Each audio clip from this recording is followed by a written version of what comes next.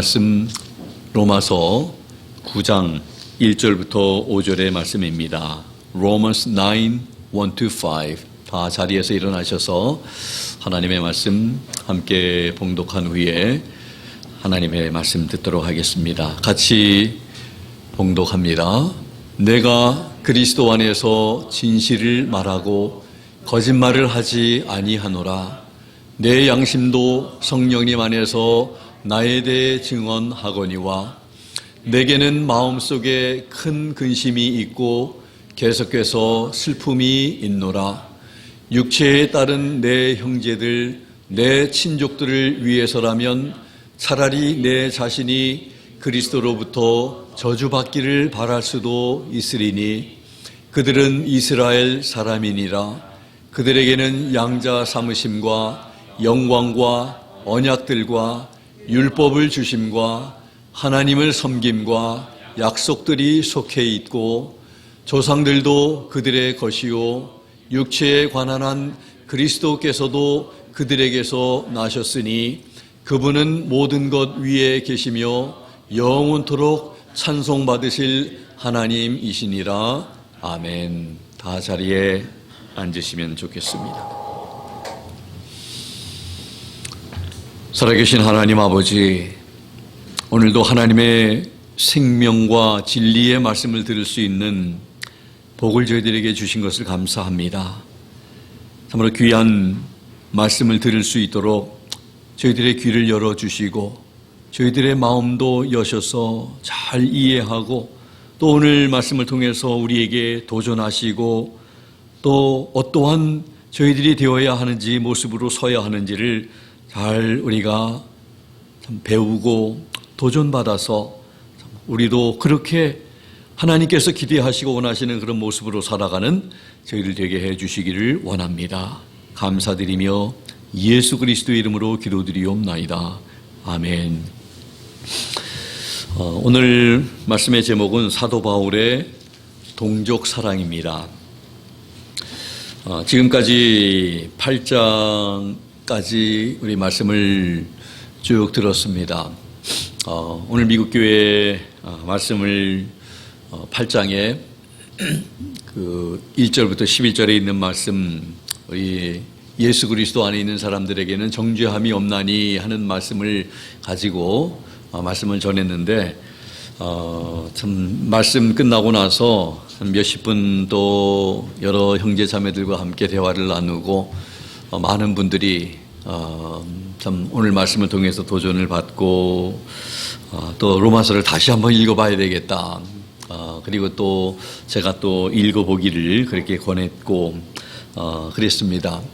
우리 참 로마서가 너무나 이렇게 여러 번 제가 말씀을 드렸지만은 참 보화와 같은 그런 또 하나님 말씀 중에 중요하지 않은 말씀이 어디 있겠습니까? 다 중요하지만 그냥 보석과 같은 그러한 말씀인 것 같다고 많은 사람들이 참 믿음의 선배들이 이 말씀을 통해서 구원을 받고 또 하나님을 더 알아가는 그러한 복음을 알아가는 계기가 되었던 것이 바로 이 로마서라는 것을 생각하면 참 특별한 책이다. 근데 오늘 9장부터 11장까지는 앞으로 3장에 걸쳐서 이제 사도 바울이 자기의 그 동족인 이스라엘에 대해서 할애를 하고 있습니다. 그래서 이스라엘의 과거, 이스라엘의 현재, 그리고 이스라엘의 앞으로의 미래에 대해서 언급을 하고 있습니다. 그런 걸 보면 사도 바울이 이 동족에 대한 관심이 참 많았다 하는 것을 우리가 보게 됩니다. 3장이나 걸쳐서 동족에 대한 관심이 있고 염려가 있고 또 그 한마디로 말하자면 그 자기의 동족이 유대인들이 다 주님을 아는 자리에 서기를 원하는 그런 마음이, 근데 현실적으로는 그렇지 않았기 때문에 더 그에게는 아픔이 있고 안타까움이 있습니다. 과거에는 하나님께서 이스라엘 백성을 선택하는 놀라운 그런 특권을 허락하셨고 현재는 하나님께서 이스라엘이 하나님으로부터 버림받은, 여러분들 이스라엘 역사를 보면 아시겠지만은 이스라엘이 완전히 참 이렇게 그 유다 나라가 멸망당한 때가 주전 586년 바벨론에 의해서 완전히 이제 예루살렘 성이 회파되고 성전이 무너지고 그다음에 뿔뿔이 흩어지고 노예로 잡혀가고 죽임을 당하고 나라를 잃어버린 채 이렇게 살았다가 그다음에 다시 유대로 이제 예루살렘으로 돌아오게 되었고, 그런 보면서 신명기 28장에 있는 말씀처럼 하나님께서 참 이스라엘 백성들에게 주신 그 율법 가운데 너희들이 내 말을 순종하면 들어가도 나가도 복을 받고 그러나 불순종하면 들어가도 나가도 저주를 받는다는 그런 말씀에 따라서 이스라엘의 역사가 그 하나님의 말씀대로 된 것임을 우리는 분명히 알게 됩니다. 그래서 나중에 예수님이 참 그 오신 다음에 이제 참 70년 주후 70년에 로마의 디도 장군에 의해서 이스라엘은 완전히 이제 뿔뿔이 흩어지게 되고 디아스포라로 온 세계에 흩어져서 나라를 잃은 그런 민족으로 살았다가 1945년 5월 14일 날 참 기적적으로 유대의 나라가 이스라엘이 다시 이제 회복이 됩니다. 그래서 그때부터 지금까지 팔레스타인하고 지금 유대인들하고 계속 땅 싸움을 하고 있고, 우리가 땅 주인이다 또 이렇게 하면서 서로 그 땅을 참 얻기 위해서 싸우고 있음을 우리는 보게 됩니다. 그런데 하나님의 말씀이 참 이스라엘 역사를 보면 하나님 말씀대로 참 그들이 얼마나 우상을 섬기고 하나님을 멀리하고 하나님을 떠나고 하나님을 사랑하지 않고 그저 하나님을 예배하더라도 제사하더라도 형식적으로만 이렇게 했던 것. 그래서 예수님이 육신으로 계실 때도 참 예수님께서 이렇게 많이 책망하셨죠. 바리새인들, 그다음에 참 많은 그들의 하나님을 향한 그런 열심은 있었지만 그런 형식적인 그런 믿음을 책망한 것을 보게 됩니다. 그게 바로 현재 하나님으로부터 그런 그 이스라엘 민족이 한때는 하나님께서 선택하셔서 특별한 목적이 있어 선택했는데 지금 현재는 유기된 상태입니다. 유기됐다는 것은 버려진 상태입니다. 하나님이 버린 상태. 그렇다고 해서 영원히 버리는 것이 아니고 앞으로의 미래는 하나님께서 선택한 이스라엘 백성들 유대인이라고 해서 무조건 구원하는 게 아니라 지금도 여러분들 그 유대인들 중에서 그 메시아닉 주위시라고 메시아닉 주라고 부르는데 예수 그리스도를 믿는 유대인들입니다. 그 사람들이 예수님이 참 우리가 기다렸던 메시아구나 하고 믿고 이렇게 우리와 같은 믿음을 가지고 있는 사람들이 지금 많이 이제 전도되어지고 또 수가 많이 늘어나고 있습니다. 그래서 그런 사람들이 앞으로 구원을 받게 된다는 것입니다. 우리가 구원받은 방법하고 유대인들이 구원받을 방법하고 똑같습니다. 우리가 복음으로 구원받은 것처럼 그들도 복음으로 구원을 받는 것이지 그저 이스라엘 사람이라고 유대인의 혈통을 가지고 있다고 구원받는 것은 아니라는 것. 그게 이제 앞으로의 미래에 있을 유대인을 향한 구원의 말씀이 또 기록이 되어 있는 것입니다. 이스라엘 민족이 그 다음에 이제 좀 앞으로 방향을 좀 보면 12장부터 16장까지가 로마서 이제 마지막 부분은 실제적으로 우리가 구원받은 성도들이 어떻게 이제 믿음 가운데 살아야 하는지 실제적인 권면의 말씀을 하고 있는 것입니다. 이스라엘 민족이 그 어느 민족보다도 하나님의 은총과 사랑을 많이 받았습니다. 받았음에도 불구하고 그 많이 받은 것 중에 하나가 많은 것들이 있지만 하나님으로부터 선택받은 것이 바로 여러분들 택함 받은 민족, 선민이 되었다는 것이 바로 큰 행복의 기초입니다. 또 하나님의 섭리와 경륜을 이해하지 못했고 하나님께서 보내신 메시아를 거부함으로 무서운 진노를 받게 되었고 여러분들 그래서 나라를 잃어버리고 뿔뿔이 헤어지는 그런 흩어지는 그런 좀 처지에 있게 되었습니다. 그리고 민족적인 구원의 기회를 놓치고 만 것이 바로 이스라엘 민족의 지금 현 주소였습니다. 그래서 사도 바울은 같은 히브리 민족으로서 고통과 괴로움 속에서 이스라엘 백성이 속히 주님 앞에 돌아올 것을 소원하고 있음을 우리는 보게 됩니다. 바울의 동족 사랑이 어떻게 표현되고 있는지를 오늘 이 짧은 5절의 말씀을 우리가 함께 살펴보면서 도전받는 우리가 되기를 원합니다. 먼저 1, 2절 보면서 바울이 고백하고 가지고 있는 근심이 무엇인지를 소개하고 있습니다. 1절과 2절을 보면 이렇게 기록합니다. 내가 그리스도 안에서 진실을 말하고 거짓말을 하지 아니하노라. 내 양심도 성령님 안에서 나에 대해 증언하거니와 내게는 마음속에 큰 근심이 있고 계속해서 슬픔이 있노라. 이렇게 말씀을 합니다. 내가 그리스도 안에서 진실을 말하고 거짓말을 하지 않는다 말합니다. 지금 사도 바울의 그 진실함이, 진솔함이 느껴지십니까? 나는 거짓말을 하지 않는 하나님의 백성으로 또 하나님의 자녀의 한 사람으로서 그것을 말하고 나는 그것에 관해서 그리스도께 간청하고 있다. 이렇게 말하는 것입니다. 또 자기 양심이 호소합니다. 내 양심도 성령님 안에서 나에 대해 증언한다. 진실임을 지금 호소하고 있습니다. 그리고 사도 바울이 참 그에게 있는 큰 근심과 슬픔이 있는 것을 말합니다. 내게는 마음속에 큰 근심이 있고 계속해서 슬픔이 있노라. 이 사도 바울은 참 이 육체의 가시도 있었고요. 육체의 질병도 있었고 그 질병이 뭐 이렇게 글씨를 제대로 읽지 못하는 그런 그 눈의 질환이라고도 얘기를 하고 그리고 또 이렇게 간질 병이 있어서 말씀을 전하다가 거품을 그냥 이렇게 물고 그냥 이렇게 쓰러지는 간질 환자가 그러잖아요. 그 얼마나 그냥 이렇게 자존심 상하는 일입니까?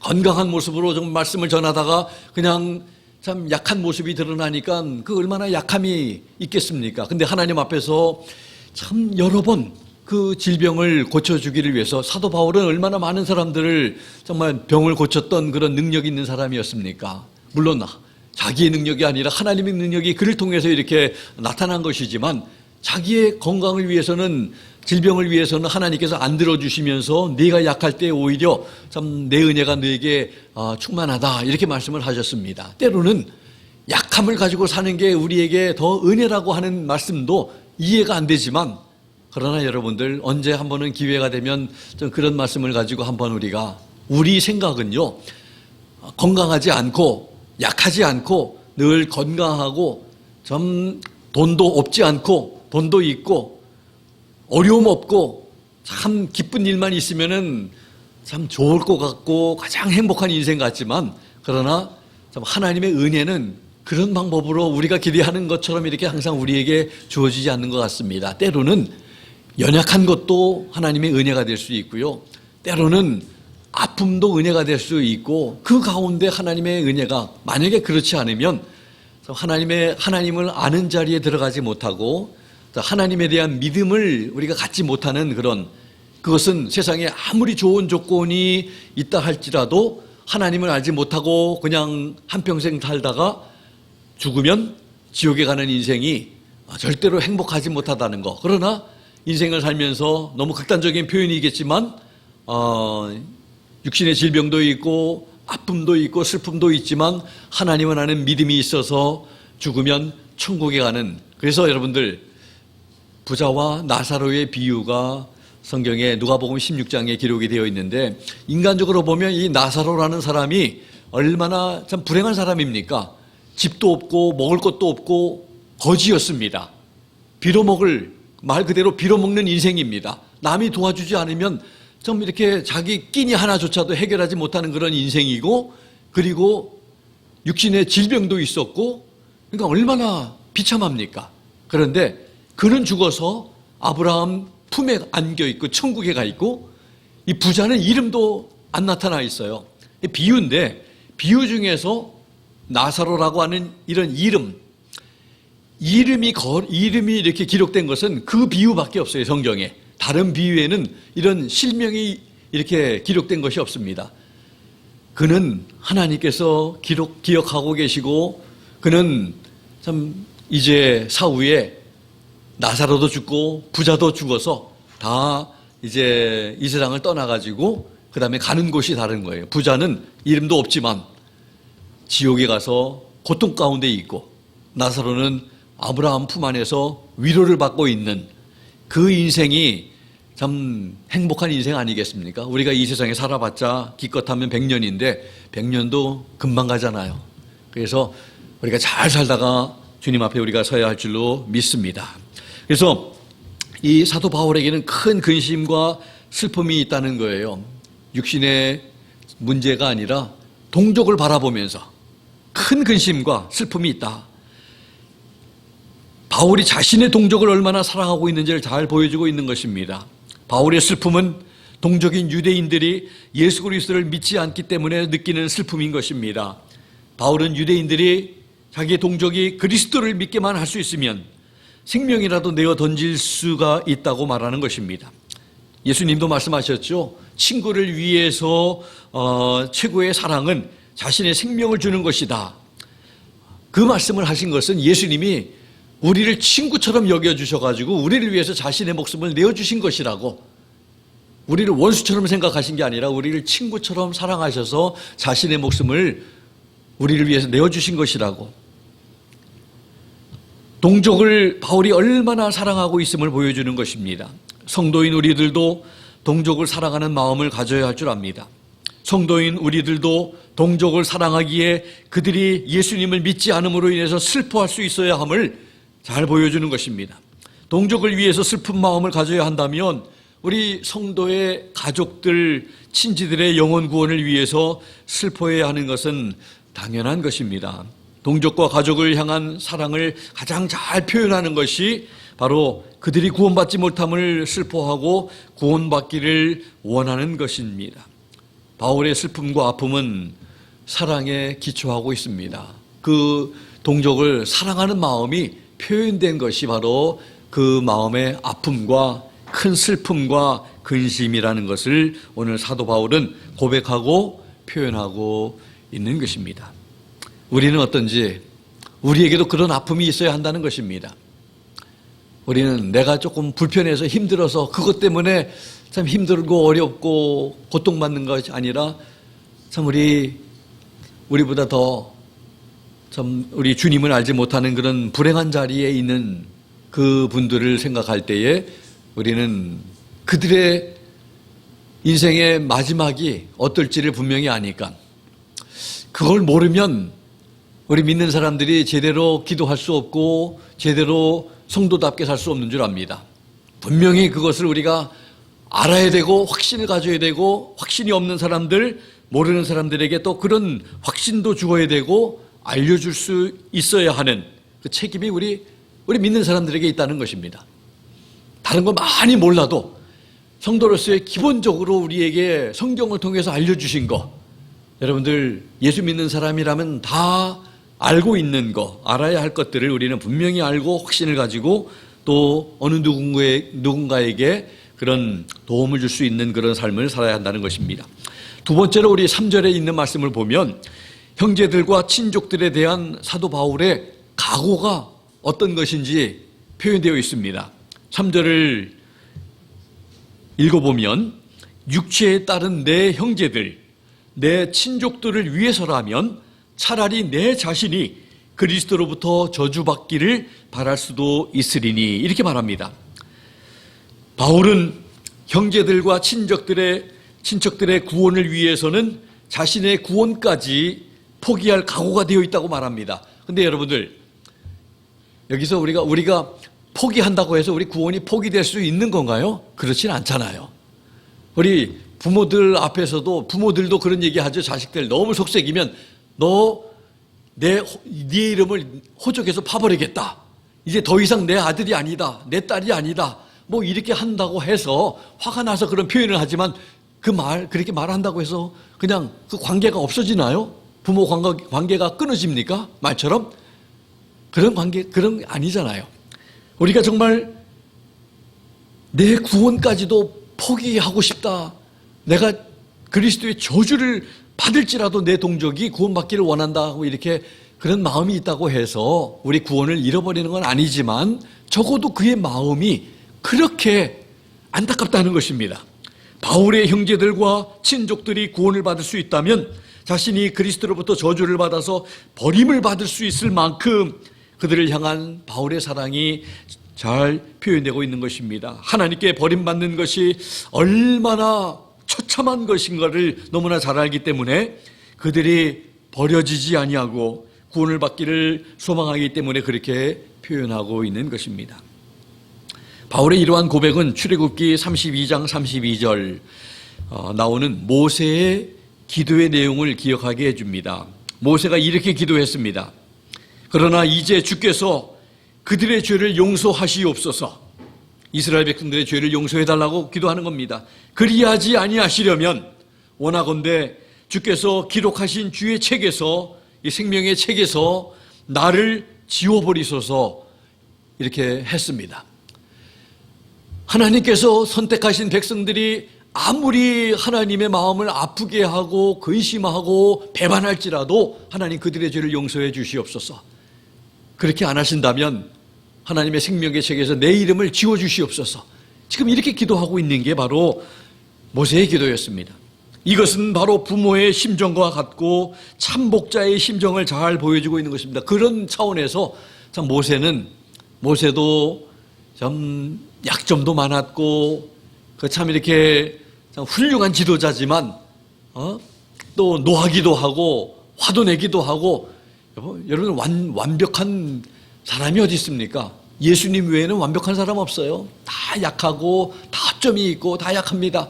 그래서 우리 참 목회자들이 그런 얘기를 하잖아요. 시험 받고 어려운 저거 참 이렇게 하면 물론 기본적으로 목회자에 대한 어떤 신뢰함이 있어야지 되지만 목회자도 성도들을 참 사랑하고 우리가 서로 존중하고 그리스도 안에서 참 사랑하고 이런 마음이 있어야지 참 목회자를 그런 연약한 목회자를 보지 마시고 우리 주님을 바라보면서 믿음 생활 하라고 하는 게 그게 틀린 말은 아니에요.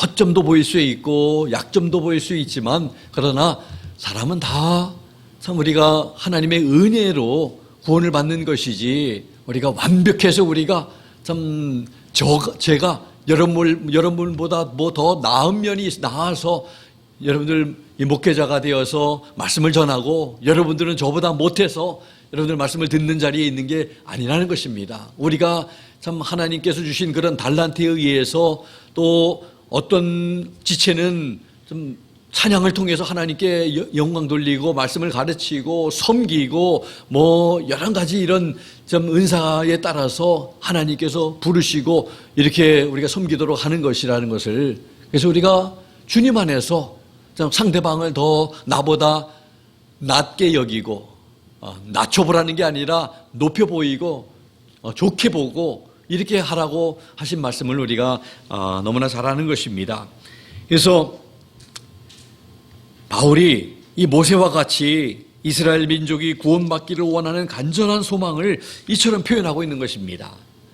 얼마나 참 그의 마음이 그의 고백을 통해서 참 그 동족을 얼마나 사랑하는지 동족들이 구원받기를 원하는지를 지금 하나님 앞에 부르짖고 있고 그의 마음이 우리의 마음에 이렇게 와닿지 않습니까? 이제 세 번째 마지막으로 4절에 5절에 있는 말씀을 보면 바울의 고백과 그렇게 각오하는 이유를 지금 설명을 합니다. 그 안타까운 마음, 왜 그렇게 자기가 저주를 받을지라도 이스라엘 백성이 주님 앞에 돌아오기를 원한다는 이러한 표현을 하고 왜 슬퍼하고 왜 큰 근심을 가지고 있는지를 설명을 하고 있습니다. 4절 5절의 말씀을 읽어보면요. 그들은 이스라엘 사람이니라. 그들에게는 양자 삼으심과 영광과 언약들과 율법을 주심과 하나님을 섬김과 약속들이 속해 있고 조상들도 그들의 것이요 육체에 관한 그리스도께서도 그들에게서 나셨으니 그분은 모든 것 위에 계시며 영원토록 찬송받으실 하나님이시니라. 아멘. 바울은 이스라엘 백성이 하나님께로부터 받은 것이 한없이 많은데 받은 것만큼 살지 못함을 마음 아파했습니다. 안타까워했습니다. 여러분들 많이 받은 사람은 많이 받은 그것을 참으로 어떻게 잘 활용해서 이렇게 하나님을 섬기고 이렇게 해야 하는지 더 참으로 하나님의 기대가 더 크다는 것을 알게 됩니다. 달란트, 1달란트 받은 사람보다 2달란트 받은 사람, 5달란트 받은 사람은 하나님께서 더 주셨습니다. 1달란트 받은 사람은 2달란트, 5달란트를 주시지 않은 것에 대해서 불평하고 원망할 것이 아니라 자기가 그것 활용할 수 있는 그런 능력이 없기 때문에 모든 사람들이 다 능력이 많은 것 아닙니다. 어떤 사람은 많고 어떤 사람은 적고 우리의 능력을 아시는 하나님께서 알맞게 하나님께서 1달란트도 주시고 2달란트도 주시고 5달란트도 주신 거예요. 그래서 참 자기에게 주신 것만큼만 최대한 능력을 활용해서 은사를 사용해서 잘 남기면 되는 거 똑같은, 그래서 2달란트, 5달란트 받은 사람들이 같은 칭찬을 받았습니다. 그런 거 보면 여러분들 우리도 하나님 앞에서 그만큼 많이 받은 사람들은 더 하나님께서 기대하고 어깨가 더 무겁다는 것을 느끼고 더 최선을 다해서 능력을 다해서 해야 할 것입니다. 근데 이스라엘 백성들이 이렇게 받은 것은 많은데 하나님의 은혜를 귀하게 여기지 아니하고 참 얼마나 하나님께 등을 돌리는 일을 많이 했습니까? 그래서 매도 많이 맞고 징계도 많이 받고 참 그렇게 해서 참 이런 어려움과 그 이스라엘의 고난의 역사를 우리가 보면 말로 다 형용할 수 없는 그런 어려움과 고통과 아픔을 지금까지도 여러분들 이스라엘 백성들이라고 해서 미움을 받기도 하고 천대받기도 하고 그런 것을 우리가 볼 수가 있는 것입니다. 하나님으로부터 선택받은 이스라엘 백성들에게는 오늘 말씀을 보니까 9가지 특권이 있음을 4절 5절에서 말씀을 하고 있습니다. 우리 짧게 간단하게 설명을 하면서 우리 9가지를 우리가 살펴보겠습니다. 첫 번째는 그들은 선택된 민족입니다. 선택된 chosen people of Israel. 하나님께서 그들을 선택하셨다. 하나님이 이스라엘밖에 선택을 안 했어요. 그래서 그들은 특별한 민족이었습니다. 그들이 잘나서가 아니라 하나님께서 그들을 선택하신 것이 하나님의 주권입니다. 두 번째로 그들의 양자됨. 이 양자됨이 얼마나 귀한 것임을 또 오늘 말씀을 하고 있습니다. 양자 삼으셨다. 4절에 또 그들에게 영광이 있습니다. 어떤 영광이 있습니까? 하나님의 임재가 그들에게 있습니다. 또 인도하심의 많은 증표들이 있습니다. 구름기둥과 불기둥, 또 쉐카이나라고 이 영광이라고 하는 그런 히브리 단어인데 속죄소에 나타난 하나님의 그런 모습이 그들에게 있습니다. 그들에게 수여된 특별한 은총들이 이스라엘의 영광인 것이 어느 누구도 부인하지 못할 그런 영광이 그들에게 있다는 것입니다. 네 번째로 그들에게 언약들이 있습니다. 그들의 조상 아브라함과 맺은 언약들이 있고 여러 가지 말씀을 통해서 그들에게 주어진 언약들이 그들에게 있습니다. 특별한 하나님의 은총입니다. 또 율법입니다. 어느 민족에게 율법을 주셨습니까? 오직 이스라엘 백성들에게만 율법을 주셨어요. 하나님의 율법을 갖는다는 것은 크나큰 특권입니다. 유대인들에게 율법이 주어진 것입니다. 이 유대인들은요, 이것에 대해서 큰 자부심이 있습니다. 하나님께서 우리에게 율법을 주셨다. 특별한 민족이다 하는 자긍심이 있습니다. 그 다음에 그들에게 예배함이 있습니다. 예배. 하나님께 대한 것으로 이스라엘은 그들 가운데 참 하나님을 예배하는 의식들, 제사 제도들을 하나님이 특별히 주셨잖아요. 성전을, 제단을, 제사장을, 제사, 절기 등을 가지고 있는 민족이 바로 이스라엘 백성들입니까? 어느 민족도 그런 것 없어요. 다른 민족들은 나무나 돌, 귀신들을 예배하고 섬기면서도 자기들 손으로 만든 그런 그 밖에 다른 우상들이 어떤 것인지를 알지 못하면서 참 이렇게 섬겼는데 우리 이스라엘 백성들은 참되신 하나님께서 정하신 방법대로 하나님을 제사하고 예배하는 그런 특별한 민족들이었다 하는 것을 우리는 보게 됩니다. 그런 것에도 차원이 다르죠. 하나님을 예배하는 것, 하나님의 방법으로 기뻐하시는 제사 제도를 알려주시고 그렇게 예배하면 하나님이 받으신다는 것을 우리는 알게 됩니다. 그들이 받은 특권입니다. 또 그들에게는 약속들이 주어졌습니다. 메시아와 복음에 관한 이 약속들이 그들에게 있습니다. 그들에게 또 8번째 보면 좋은 조상들이 있습니다. 그들은 믿음의 조상들이 있습니다. 아브라함과 같은 그런 믿음의 조상들, 하나님의 은총으로 높이 된 아브라함이라든지 이삭과 야곱이라든지 다 그들의 조상이었습니다. 그런 훌륭한 조상들이 있었기 때문에 참 그들이 있게 되었다는 것을 보면서 참 언약에 참여하게 된 것들 바로 조상들 덕분이다 하는 것을 봅니다. 그 다음에 마지막 9번째가 있습니다. 그리스도께서 저희에게서 나셨다는 것입니다. 예수님도 유대인이셨다는 거예요. 예수님이, 그래서 참 우리 한국에서 예수님을 안 믿는 사람들이 있습니다. 예수님이 유대인이기 때문에 안 믿는다고 하는 사람들이 있습니다. 한국 사람이면 믿겠는데 예수님이 유대인이기 때문에 안 믿는다는 그런 좀 사람들도, 믿음을 거부하는 사람들도 있습니다. 이것이 그들에게 무엇보다도 가장 큰 영광이었습니다. 예수님이 우리 이 유대인의 민족의 그런 민족이었다 하는 거, 자부심이 있는 거예요. 그리스도께서 그들의 혈육이었다는 이 점은 이 유대인들의 참 많은 특권들 중에서 또 하나의 특권입니다. 사도 바울이 그리스도를 언급하면서 그가 어떤 분인지를 강조하고 있죠. 그분은 어떤 분입니까? 만물 위에 계셔서 세세의 찬양을 받으실 하나님이다, 이렇게 설명을 합니다. 그리스도의 신성, 예수님께서 하나님 되심을 증거하는 말입니다. 그는 중보자로서 만물 위에 계실 뿐 아니라 세세의 찬양을 받으실 하나님이다, 이렇게 또 말씀을 하고 있습니다.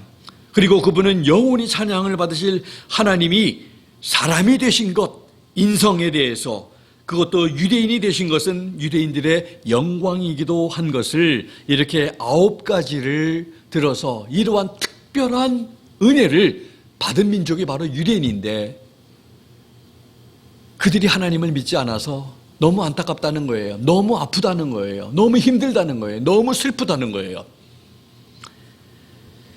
얼마나 대단한 민족입니까?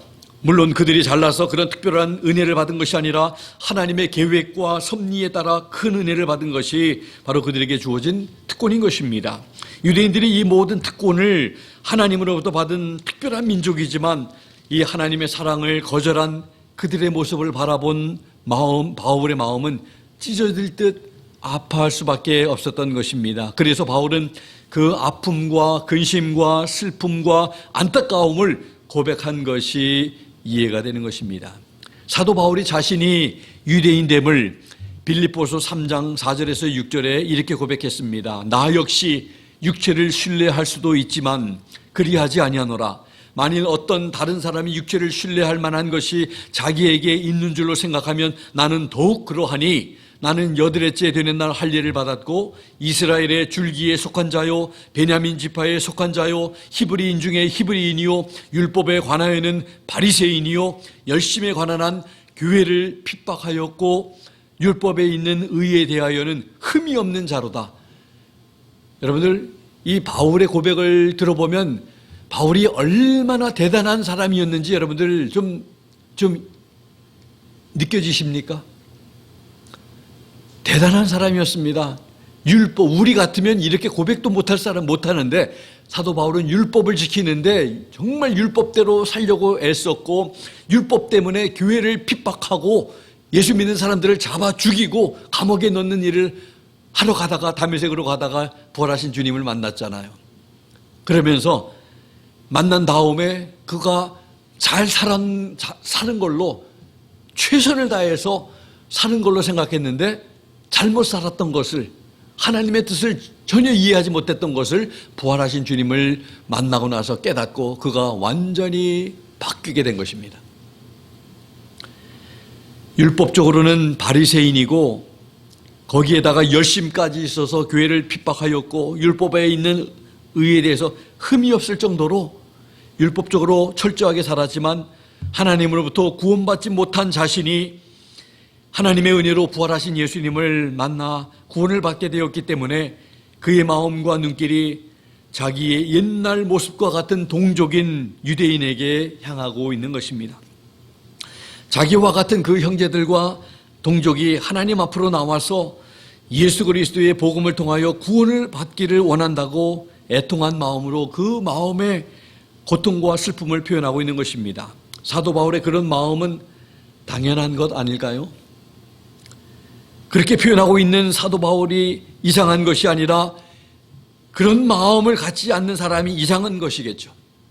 천국과 지옥이 있는 것을 아는 성도가 믿지 않는 가족들, 친지들, 동족들이 하나님을 믿지 않아 지옥에 간다고 해도 아무 슬픈 마음이 없다면 그건 정상이 아닐 것입니다. 가슴 아파해야 하고 슬퍼해야 하고 주님 앞에 나와 그들도 나와 같이 구원을 받기를 원해야 하는 것입니다. 우리 가운데 만일 참 우리 부모님들이 살아계신데 아직 믿지 않는 부모님이 계시다면 부모님께 가장 효도하는 방법이 있다면 바로 예수님을 믿도록 해서 구원을 받아 천국 가시도록 하는 것이 아닐까요? 또 우리 가운데 믿지 않는 형제자매 친척들이 있다면 그들을 사랑하는 방법이 바로 예수님을 믿도록 해서 구원받아 천국 가도록 하는 것일 것입니다. 믿지 않는 우리의 동족을 사랑하는 방법이 바로 예수님을 믿도록 해서 구원받아 천국 가도록 하는 것입니다.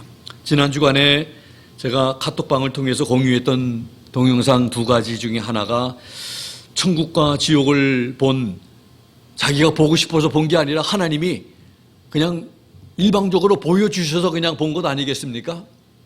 그런 경우도 있어요, 때로는. 그래서 그걸 가지고 시시비비 우리가 할 필요 없는 것입니다. 또 필요하기 때문에 하나님이 보여주신 것이고, 그런데 그의 간증이 성경하고 이렇게 어긋나는 것이 없습니다. 천국이 있고 지옥이 있고, 우리는 다만 천국이 황금길이 되어 있고 다 보석으로 이렇게 장식되어 있고, 그리고 지옥은 그냥 성경에 있는 말씀이 참으로 죽지도 않는 곳, 구더기도 죽지도 않는 그런 곳, 그러나 고통은 영원토록 받는 곳, 갈 만한 곳이 아닌 곳, 그 정도는 우리는 성경을 통해서 우리는 알 수 있습니다. 가봐야 아는 것은 아니에요. 저는 가보고 싶지 않아요. 가보지 않아도 지옥이 그런 곳이라는 것이 다 믿어집니다. 천국이 좋은 곳이라는 것 안 가봤기 때문에 여러분들 가봐야 믿겠습니까? 우리 예수님 보고 믿는 사람들이 있습니까? 보지 않아도 성경을 통해서 믿음으로 믿어지는 게 바로 하나님의 은혜인 줄로 믿습니다. 그래서 천국과 지옥은 분명히 있는 거예요. 죽어봐야 알겠다고 하는 사람은 믿음 없는 것이고요. 그래서 그분이 참으로 한 70분 동안 하나님께서 보여주셔서 천국도 보고 지옥에 갔더니 아버지도 계시고 큰아버지도 계시고 자기의 참 친구도 있었다는 것을 아마 여러분들 들어보신 분은 들어보셨겠지만 안 들어보신 분은 한번 들어보세요. 그런데 정말 우리 믿는 사람들의 문제가 그런 것 같아요. 정말 이것을 좀 시리어스하게 생각해야 될 것 같아요. 인생을 한번 돌아보면 우리가 살 만큼 아직 젊은 우리 자녀들은 그걸 못 느끼겠지만 살 만큼 산 우리 인생을 산 사람들이라면 인생이 별거 아무리 좋은 것을 많이 누려보고 가져봐도 솔로몬이 그렇게 고백을 전도서에서 했잖아요. 인생에서 중요한 것은 많이 가져보고 누려보고 이런 것에 있지 아니하고 결국은 인생의 마지막 황혼길에 우리 접어들면 예수님을 믿는지 안 믿는지 거기에 달려 있어서 천국 가느냐 지옥 가느냐 그거더라고요. 그래서 참 우리가 참 우리 천국이 우리에게 있다는 것이 얼마나 귀한 것인지 참 우리가 감사하면서 우리가 그런 소망 가운데 살아가는 것 참 우리가 알아야 합니다. 그리고 천국과 지옥이 분명히 있다는 것을 확실하게 알고 확신을 가져야지 먼저 누구를 위해서? 나 자신을 위해서.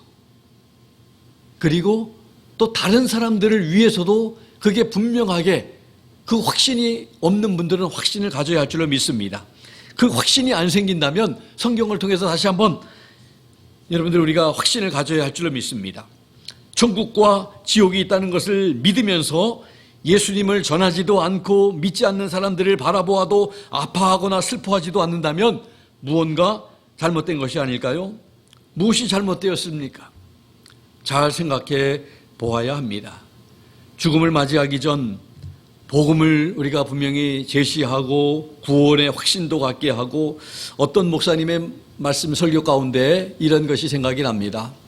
그 장로님 한 분이 계신데 참 신실하게 주님을 잘 섬기고 교회도 섬겼던 분이 이제 약해져서 양로원에 들어가 계시는데, 이제 너무나 약해지면 이제 참 말하기도 힘든 그런 때가 이제 찾아옵니다.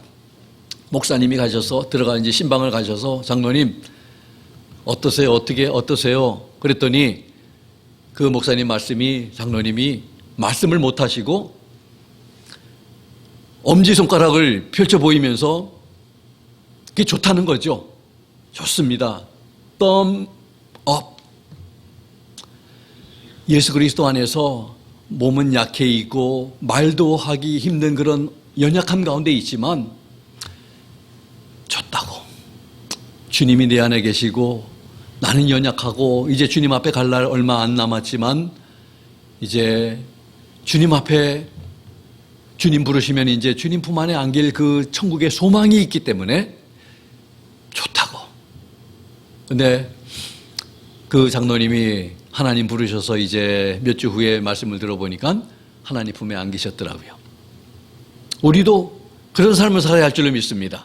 지금은 건강해서 우리가 함께 교회 와서 예배할 수 있지만 우리도 약해지면 이제 집에서 있지 못하고 양로원에 가 있을 수도 있고, 그런 가운데서 우리가 정말 말도 할 수 없는 그런 연약한 가운데서도 주님이 내 안에 계시고 내가 주님 안에 있고 영광의 주님을 바라보고 천국을 바라본다고 해서 우리가 엄지손가락을 펼칠 수 있는 그런 믿음 가운데 살다가 주님 앞에 설 수 있는 여러분과 제가 되기를 원합니다. 오늘 말씀을 통해서 우리 자신의 마음, 사랑을 살펴보는 우리 성도님들과 제가 되어서 바울과 같은 아픔, 슬픔, 그리고 근심이 있어서 하나님께 가족과 형제, 친지와 동족, 그리고 더 나아가 열방을 위해 기도할 수 있는 우리 성도님들과 제가 될 수 있기를 예수 그리스도의 이름으로 부탁을 드립니다. 우리 함께 기도하겠습니다. 오늘 말씀을 통해서 참으로 사도 바울의 동족을 향한 사랑, 우리도 정말 그런 사랑이 내 마음 가운데 있는지를 다시 한번 우리 살펴보고, 우리 동족을 향한 사랑, 우리 형제자매를 향한 사랑, 우리 가족들을 향한 사랑, 친지들, 이웃들을 향한 사랑, 그런 사랑이 없지는 않는지, 우리 그런 사랑으로, 주님의 사랑으로 충만히 나를 채워주시옵소서. 우리 함께 기도하고 우리 그 사랑에 의해서 우리가 살아가는 그런 우리들의 복된 삶이 되기를 위해서 함께 기도하겠습니다. 같이 합심해서 기도합니다. 하나님 아버지, 참으로 오늘 주신 귀한 말씀 통해서 사도 바울이 얼마나 참으로 동족을 사랑하고 있는지, 그에게 큰 근심과 슬픔과 아픔이 있다는 것을, 그들이 구원을 받기를 위해서 내가 그리스도로부터 저주를 받아 참으로 멀어진다 할지라도, 구원을 잃는다 할지라도 원하는 바라고 하면서 그 하나님으로부터 너무나 많은 특권을 받은 그 이스라엘 동족이 주님 앞에 돌아와 구원받기를 원했던 그 마음을 우리가 말씀을 통해서 아버지 하나님 알게 되었습니다. 아버지 하나님, 우리들 마음속에도 그러한 아버지의 동족을 사랑하는 마음, 형제와 자매들을 사랑하는 마음, 또 우리 가족들을, 친지들을 사랑하는 마음, 주님 앞에 아버지 돌아와야 할 그 영혼들을 사랑하는 마음들이 우리 가운데 넘칠 수 있도록 하나님 도와주시기를 간절히 빌고 원합니다. 하나님, 우리만 바라보면서 아버지 살았던 우리들의 초점이 아버지 하나님 이제는 그들을 바라보는 우리들의 눈길이 되게 도와주시기를 원합니다. 주님이 바라보시는 것을 우리도 함께 바라볼 수 있는 저희들이 될 수 있도록 하나님 도와주시기를 원합니다. 우리들 마음속에 그런 마음으로 충만히 아버지 하나님 긍휼히 여기는 마음, 자비로운 마음, 사랑하는 마음으로 충만해질 수 있도록 하나님 우리들 아버지 하나님 불쌍히 여겨 주시옵소서. 하나님께서 우리를 불쌍히 여기신 것처럼 그들도 불쌍히 여기시는데 우리들 마음도 하나님의 마음으로 충만해 채워질 수 있도록 아버지 도와주시기를 간절히 빌고 원합니다. 우리들에게 천국의 소망을 허락해 주신 것 감사합니다. 아버지 하나님, 이런 믿음으로 나아가는 저희들 되게 해 주시옵소서. 예수님의 이름으로 감사드리며 기도하옵나이다. 아멘. 주신 말씀 생각하면서 찬송가 269장 다 자리에서 일어나셔서 우리 함께 고백하는 시간 갖겠습니다.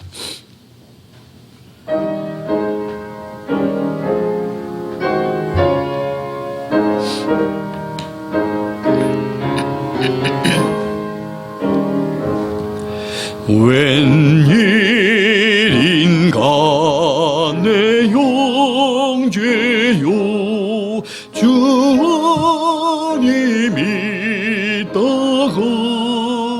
죄값으로 죄악할 때 나도 받겠구나. 웬일인가 내 형제요 마귀만 쫓다가 저 마귀들 죄악할 때 너도 가겠구나.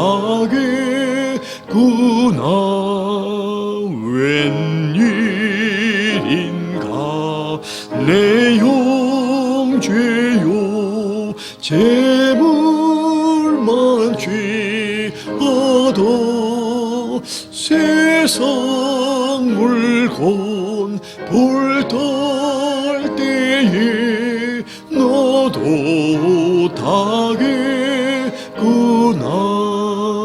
웬일인가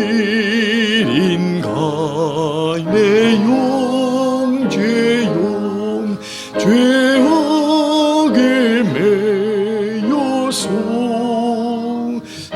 한없이 고생하는 거 참 못 보겠구나.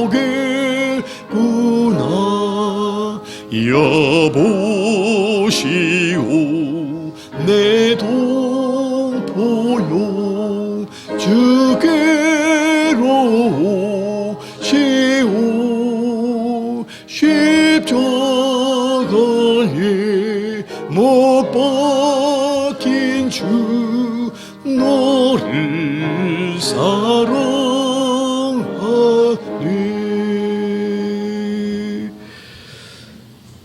여러분, 오늘 말씀을 들으면서 어떤 도전이 됐습니까? 어떤 주님의 음성이 우리 마음속에 새겨졌습니까? 제가 부탁하기는 오늘 말씀에 어렵지 않은 이 말씀을 우리가 바로 이해한다면 주님 앞에 돌아와야 할 그분들을 위해서 이번 한 주간 기도하고 기회가 되면 전하고 그렇게 그들을 우리 마음속에 품고 살아가는 여러분과 제가 되면 좋겠습니다. 기도하겠습니다.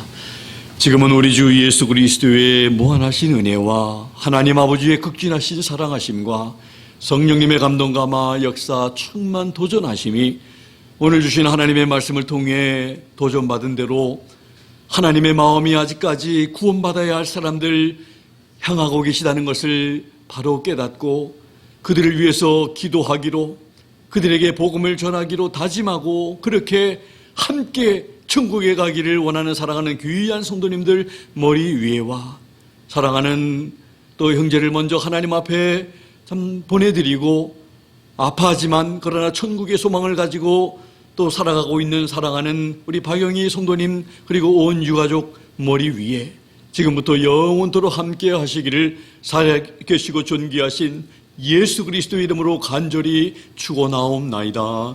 아멘.